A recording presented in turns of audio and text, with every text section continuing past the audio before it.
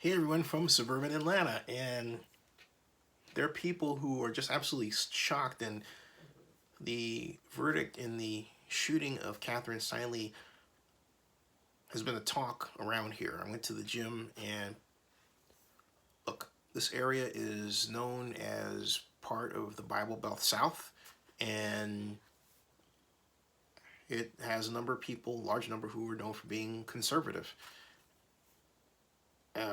In some cases, ultra conservative, but nice. And always willing to talk to you about politics and what you think and what they think and everything else. So it's a great place to be, to get a great slice of understanding of what Americans of different stripes think. This is a very complex social environment. They were all asking, this is the constant refrain: he's an undocumented worker. He doesn't belong here. I've heard that again and again and again. And my response is, I didn't pay much attention to this, but I knew that the minute they charged him with, what was it, first-degree murder, that it was an overreach. And then, of course, there was the emergence of the video, which showed a group of youngsters placing the bag that the gun was in down on the ground. And then, of course, poor Mr. Zarate was really stupidly goes over and picks up the bag. And not knowing the gun was in it, the gun discharges, and Miss Steinle happened to be within the vicinity, and it happened to be pointed in her direction. And we know the rest.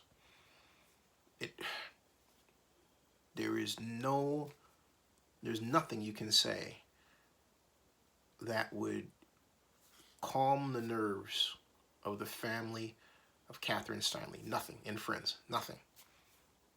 But it was the most horrible thing to happen. The simple fact of the matter, however, is that the charge of first-degree murder, as Jeff Daci put in his press release, really was politically motivated. This is what famed San Francisco public defender and friend Jeff Daci wrote in his statement on the Garcia Zarate verdict. He said, San Francisco public defender Jeff Daci released the following statement today following the acquittal of Jose Inez Garcia Zarate on murder and manslaughter charges. Mr. Garcia Zarate is extremely relieved by today's verdict. The untimely death of Kate Steinle was a horrible tragedy. That tragedy was compounded when it was used as political fodder for the candidate Donald Trump's anti-immigration agenda. The facts of this case were largely uncontroverted. A gun was found on the pier and it accidentally discharged, ricocheting from a distance of nearly 80 feet. But the prosecution inexplicably charged an accident as a first-degree murder. Despite the unfairly politicized atmosphere surrounding this case, jurors focused on the evidence, which was clear and convincing, and rendered a just verdict. Just right. It was an overreach. I mean, manslaughter, different story. And in America, there's no double jeopardy, so you can't, unlike, say, South Africa or Italy, go back and say, well, let's just redo this thing again. No, it's done. What's the lesson here? Well, don't get so politically charged about race. That's the lesson.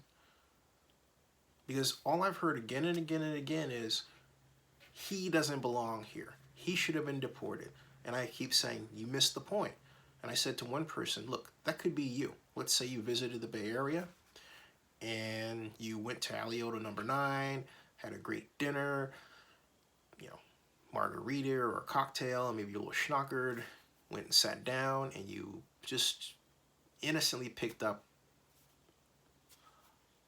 a bag Maybe you're going to throw it away or something like that. And the bag, so it turns out, and you don't know, has a gun in it, and the gun discharges, and it strikes, the bullet strikes and kills this young woman. What are you going to do? And I said to this person, I said, you know, in that case, everybody would fight for your rights. Because, I mean, in your case, it wouldn't have anything to do with you being undocumented, but it's simply the fact of the matter is, hey, look, you didn't know, you didn't know. Okay, you didn't know what was in the bag. You were going to throw it away. Okay?